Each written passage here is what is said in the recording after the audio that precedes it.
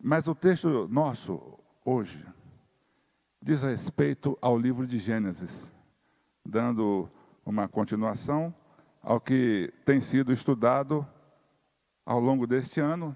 Começamos desde lá do início, a palavra de Deus, falando sobre o livro de Gênesis. E nós estamos já no capítulo 33. Olha só, nós estamos andando bem, hein? Então diz assim, a palavra de Deus, no livro de Gênesis, do versículo 1 ao 15. Levantando Jacó os olhos, viu que Esaú se aproximava, e com ele 400 homens.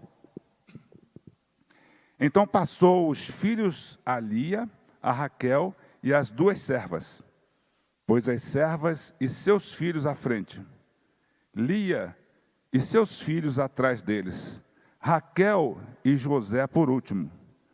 E ele mesmo, adiantando-se, prostrou-se à terra 7 vezes, até aproximar-se de seu irmão. Sim, obrigado.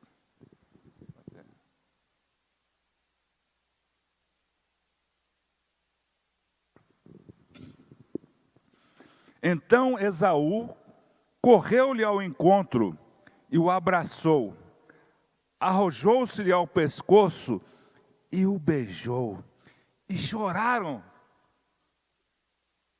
Daí, levantando-se os olhos, viu as mulheres e os meninos, e disse: quem são estes contigo? Respondeu-lhe Jacó: os filhos com que Deus agraciou a teu servo. Então se aproximaram as servas, elas e os seus filhos, e se prostraram. Chegaram também Lia e os seus filhos, e se prostraram. Por último, chegaram José e Raquel, e se prostraram. Perguntou Esaú: qual é o teu propósito com todos esses bandos que encontrei? Respondeu Jacó: para lograr mercê na presença do meu senhor. Então disse Esaú: eu tenho muitos bens, meu irmão, guarda o que tens. Mas Jacó insistiu: não recuses. Se logrei mercê diante de ti, peço-te que me aceites o meu presente, porquanto vi o teu rosto como se tivesse contemplado o semblante de Deus, e te agradastes de mim. Peço-te, pois, recebe o meu presente que eu te trouxe, porque Deus tem sido generoso para comigo e tenho fartura, e estou com ele, até que o aceitou. Disse Esaú: partamos, caminhemos, eu seguirei junto de ti. Porém Jacó lhe disse: meu senhor, não sabe que estes meninos são tenros, e têm comigo ovelhas e vacas de leite, se forçadas a caminhar demais um só dia, morrerão todos os rebanhos.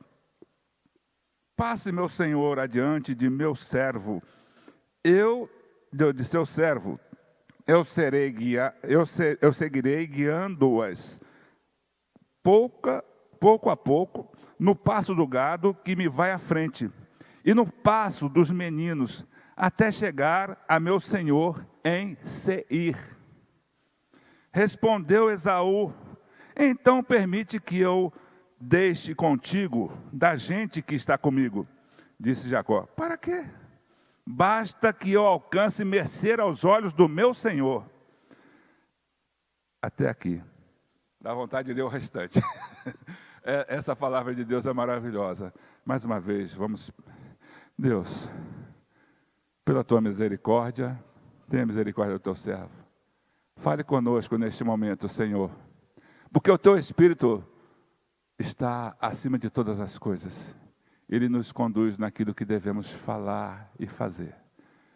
Abençoa todos nós, em nome de Jesus. Amém. É interessante que nós precisamos fazer uma ligação com o que estava acontecendo. Jacó saiu da casa do seu sogro, Labão, e rumou para a terra que Deus mandou que ele fosse. E ele veio. E no caminho, ele se lembrou, ó, eu saí daqui correndo. Meu irmão está por aqui comigo. Está bravo comigo.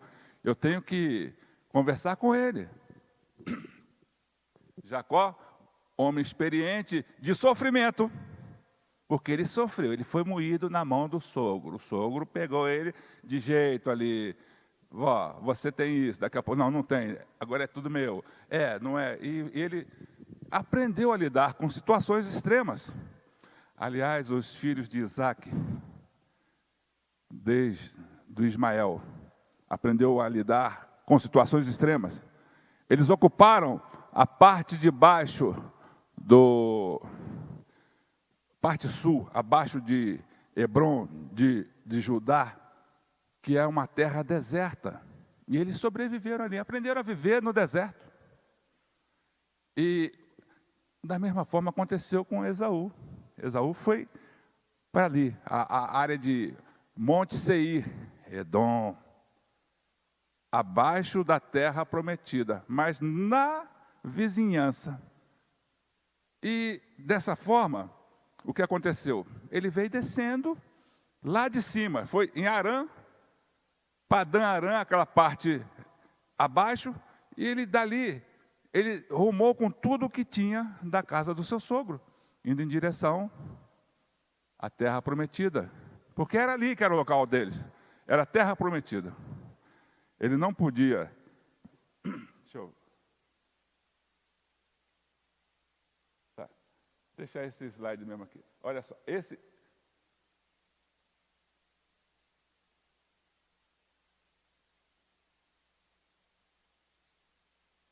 Para cá. Mas eu queria era apontar era a luz não está saindo. A luz é para cá. Acho que não ligou, não. Ah, sim, aqui, ó. No cantinho. Olha só.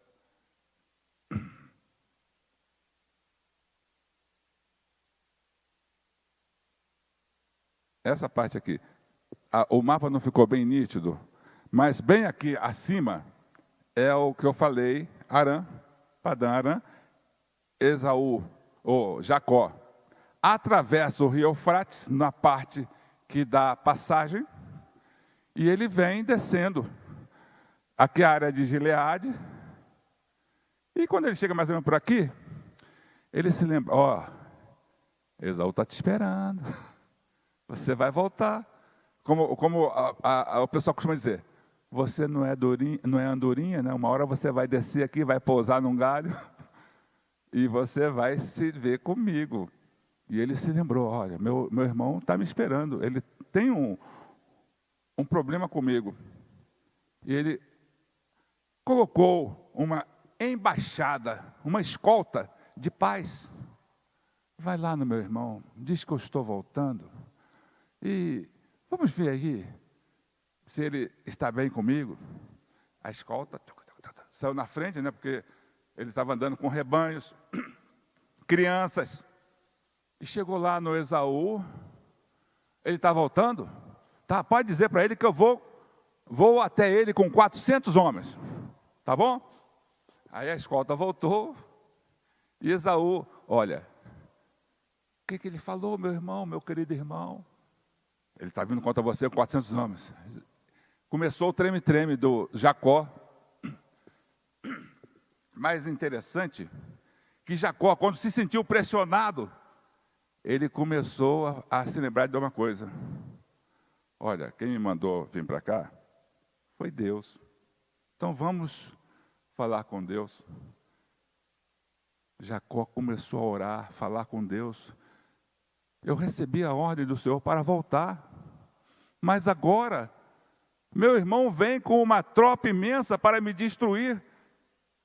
E a promessa que o Senhor fez, que eu teria uma descendência maior do que as areias do mar? Incontável. Ele vai me matar, vai matar minhas mulheres, vai matar meus filhos, e acabou a sua descendência, Senhor. Ele ora, colocando essas questões diante de Deus.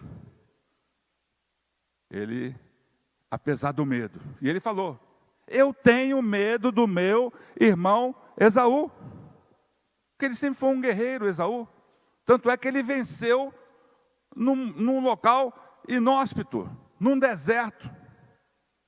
O local que ele habitava, Edom, aquelas áreas ali, todas ali, eram áreas de difícil sobrevivência. Mas ele venceu. Deus também era com ele. E mesmo ele tomando atitudes contrárias aos seus pais, né, Rebeca e Isaac, começaram também a cair os cabelos assim, igual a gente cai por causa dos filhos, né? Começou a cair os cabelos deles também, porque sofreram. Ele pegou mulheres de local onde não deveria pegar. E depois, por último, foi na casa do seu tio Ismael, né? E pegou uma filha de Ismael. Então, eles estão todos no mesmo modo de vida. Depois também, de uma certa forma, ele se juntou com os filhos da Quetura, os midianitas. Todos eles ali eram todos dentro de uma norma, contrariados porque foram abandonados pelo pai. Isaac quer só o filhozinho dele, que ele fez a promessa, e separou todos para outro local. Jacó era o queridinho. Jacó obedeceu ao pai, foi lá pegar uma mulher no local que o pai pediu. Raquel e Lia. Não, vai lá na casa. Foi a orientação que Jacó recebeu. Interessante também que Jacó tanto orou e começou a noite toda a trabalhar, falou assim: vou separar rebanhos. Separou assim, uma coisinha bem simples, 200 cabras, 20 bodes, 200 ovelhas, 20 carneiros, 30 camelos de leite com as suas crias, 40 vacas, 10 touros, 20 jumentas e 10 jumentinhos. Quer dizer, praticamente ele separou uma fazenda. Mas ele falou assim: vocês vão à frente, cada um vai com um grupo com distância, e quando chegar Esaú, fala assim: o que é isso? Vocês dirão: isto é o que o seu servo Jacó enviou para o seu senhor Esaú. Então, cada vez que chegava um grupo daqueles, aquilo batia no coração de Esaú. O que esse camarada quer? Chegava outro grupo de animais, mais uma vez, Esaú ficava: rapaz, hein? E até que chegou os últimos animais, os últimos grupos de animais, na presença de Esaú. E quando ele chega, já com aqueles 400 homens, Jacó deve ter pensado assim: eu estou frito, chegou, é a hora é essa.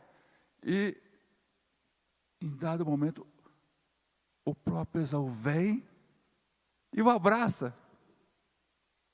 Ele depois vem e beija, e choram juntos. Você já imaginou o que passou no coração desses dois nesse momento?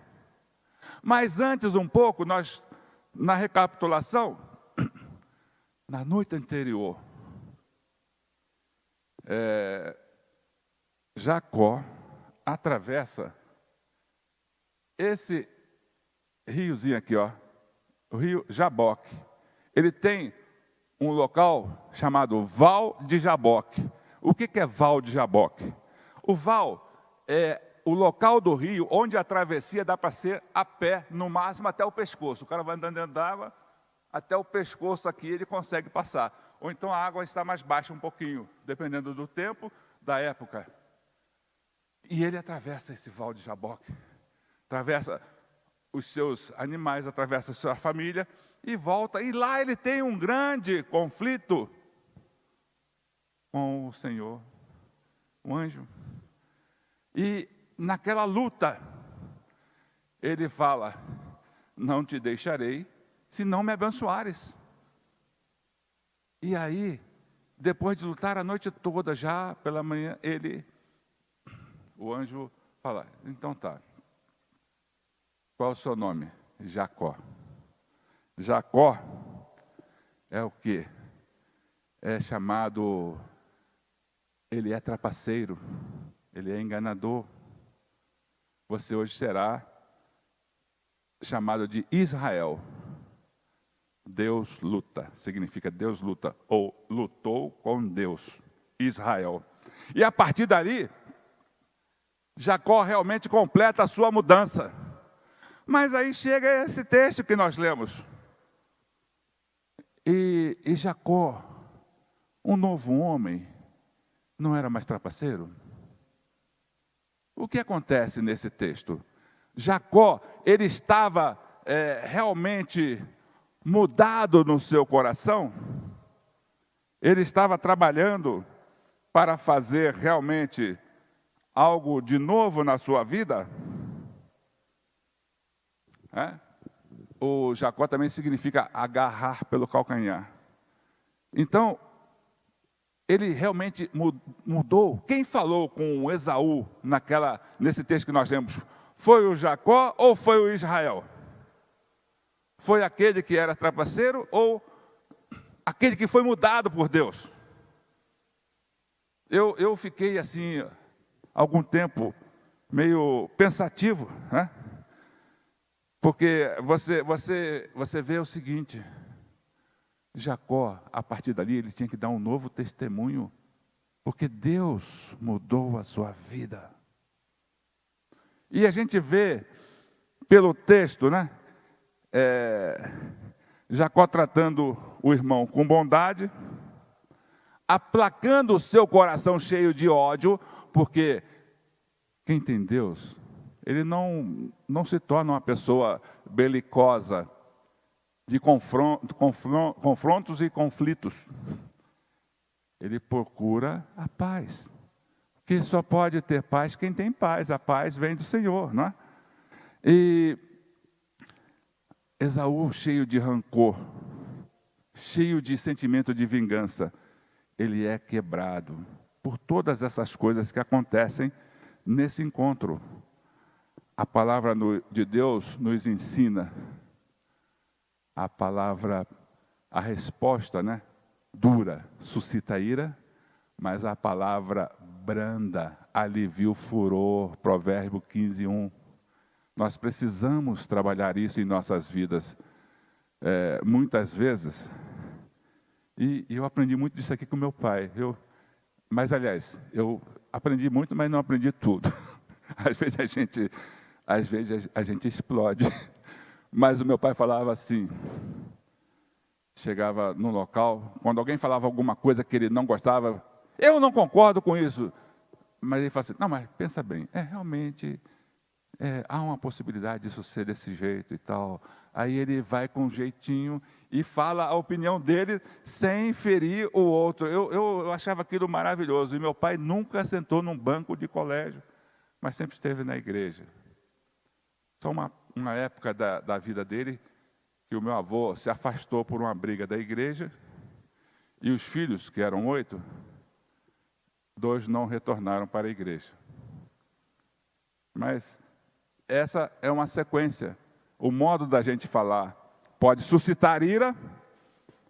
A nossa voz pode ser assim uma gasolina num conflito, né? Tá um foguinho ali, você joga uma gasolina, você vai apagar. A gasolina é líquido, né? O fogo vai molhar e vai apagar. Não, vai subir. Nós não podemos jogar água sequer em alguns tipos de incêndio. O incêndio de inflamável, se você jogar água, aumenta mais ainda. Ele tem que ser abafado com espuma, com outras coisas. E a nossa palavra tem que ser para acalmar as coisas, para levar a paz. Nós temos que tomar esse cuidado. Quantos incêndios nós alimentamos, ou quantos incêndios com as nossas palavras nós apagamos? Como tem sido a nossa vida como cristãos? Nós temos trabalhado isso na nossa vida? Ou nós temos aumentado as ameaças contra nós, porque nós jogamos gasolina para apagar o fogo. Nós temos que tomar muito cuidado.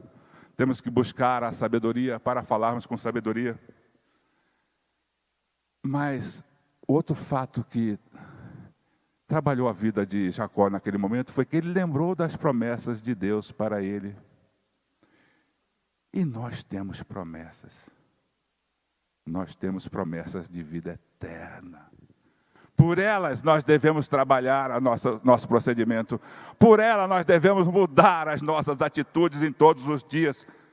Por essas promessas que Deus nos dá em Cristo Jesus.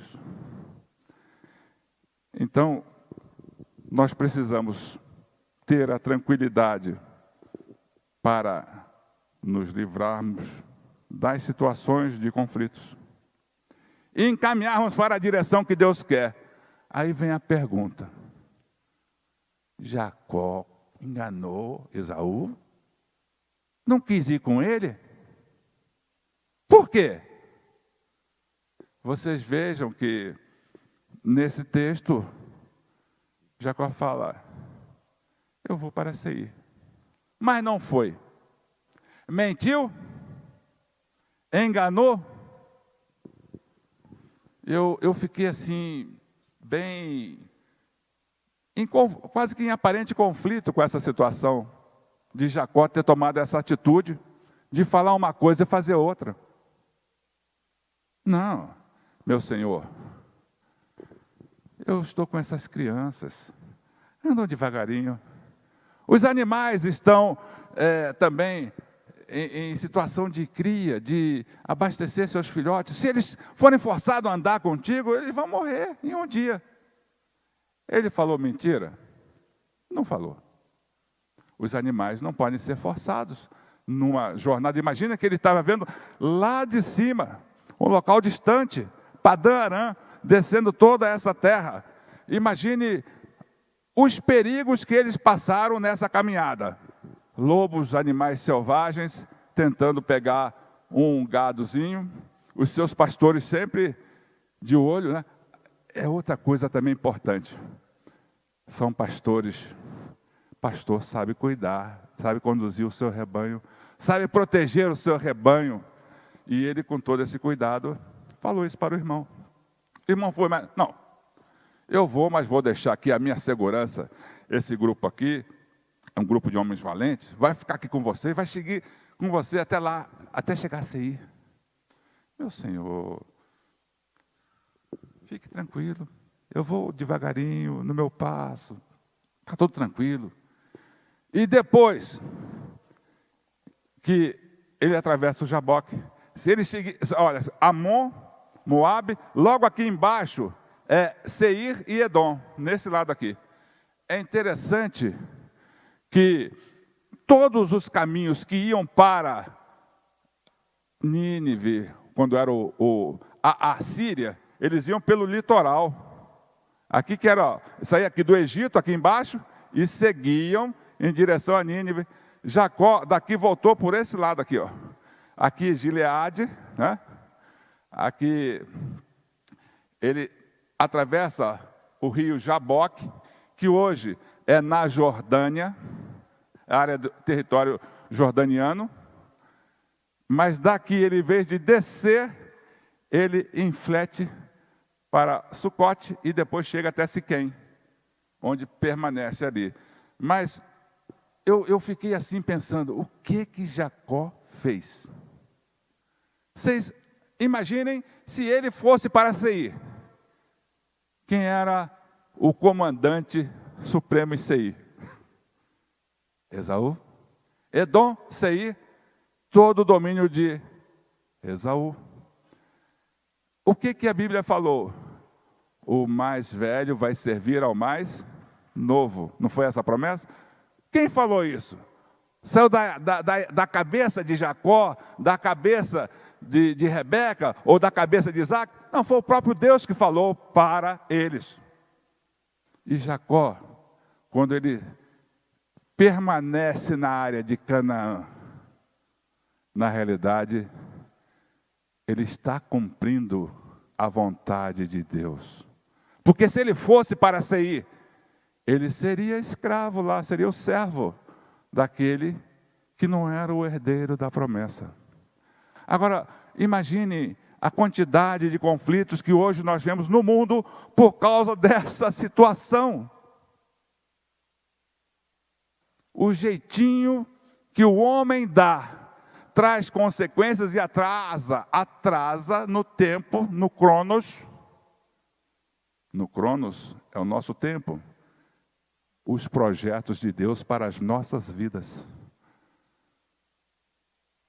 Ismael e Isaque tiveram promessas de bênçãos, de grandes povos, de serem a origem de grandes povos. E foram. Porém, nós vemos que o inimigo de nossas almas sempre trabalha esses conflitos, para que nós não estejamos no caminho de Deus. O plano de Deus é um, e o nosso coração sempre anda por outro. O plano de Deus era para cá, o plano do homem era para cá. Iria fazer com que grandes consequências, imagine quanto tempo iria passar ainda se Jacó descesse para Seir. Do mesmo tempo que ele serviu ao seu sogro, ele foi enganado pelo sogro várias vezes e permaneceu lá, aprendendo. Também foi ensinamento para a vida dele. Mas, neste caso, ele foi na direção que Deus queria que ele fosse. Não na direção que o homem queria levá-lo. E nós temos que tomar muito cuidado. Então nós vemos que diante dessa grande dificuldade, Jacó orou a Deus. Jacó confessou os seus temores. Eu tenho medo do meu irmão. Mas Jacó lembrou das promessas que Deus tinha para a sua família, para a sua vida, e que Deus falou com ele. E aquele encontro, onde lá no Val de Jaboque, que depois ficou também batizado ali, aquela proximidade como Peniel, Deus presente. Deus está presente em nossas vidas. O que Deus está falando para nós nesse momento? O que nós vamos responder a Deus? Vamos seguir a vontade nossa ou a vontade de Deus? A nossa vontade geralmente entra em conflito com a vontade de Deus. Quando nós não buscamos Deus em primeiro lugar, nós temos dificuldades. Quando nós esquecemos de Deus, Deus nos trata, mas também nos dá algumas lições que não são muito agradáveis. O juízo de Deus é questão de amor também, mas traz sofrimento, traz dor. É melhor ir pelo amor de Deus. O amor de Deus nos conduz em paz. O amor de Deus nos conduz em segurança. O amor de Deus nos direciona para o local adequado que nós temos a andar. Que nós possamos trabalhar isso em nossas vidas. Nós temos muitas dificuldades. Porque a carne milita contra o Espírito e o Espírito contra a carne. Mas se nós darmos lugar à carne, nós vamos sempre ir para o lugar errado. Nós vamos sempre decidir de forma errada. E Deus nos preparou grandes coisas. Grandes obras temos para fazer. Mas nós precisamos andar na direção que Deus quer. E não seguir na direção que o homem quer, que o mundo quer nos jogar. A todo momento, nós somos influenciados por ideologias, por coisas fúteis, que não constroem, só destrói. Porque nós, geralmente, não oramos antes de tomar as decisões. Não nos socorremos de Deus para que a decisão seja correta. Não nos socorremos de Deus para que Ele nos livre de todo o mal. O mal jaz no mundo. O maligno está constante, ele já está em desespero. está em desespero. E ele vai tentar tudo. E o jogo dele é sujo. O jogo dele não vale nada. Oremos. Pai de amor, Tu sabes, Senhor, o que passa em nossos corações. Tu conheces, Senhor, as nossas dificuldades, Senhor. Por isso, ó Deus, trabalha, Senhor, o nosso discernimento, Senhor. Nos dê sabedoria para escolhermos, Senhor, e entendermos a Tua vontade para as nossas vidas, para as nossas famílias, Senhor. Nós sabemos, Senhor, que os ataques contra as nossas famílias são grandes. E nós nem, às vezes, percebemos. Estamos cegos. Ó Pai, abra as nossas mentes, os nossos olhos, e que os nossos ouvidos fiquem atentos, para decidirmos conforme a Tua vontade, e não fazermos a vontade do mundo e daquele que jaz no mundo. Ó Deus, livra-nos, Senhor, da perversidade do homem, Senhor. Livra-nos, Senhor, do engano que está sempre trabalhando com uma voz suave, uma voz humanista, mas que na realidade não segue a Tua palavra, Senhor. Tem outros interesses. Trabalha as nossas vidas, abençoe a Tua igreja aqui. Que possamos ser voz profética da Tua palavra em todo momento. E nos abençoe aqueles que nos assistem, Senhor, em nome de Jesus. Amém.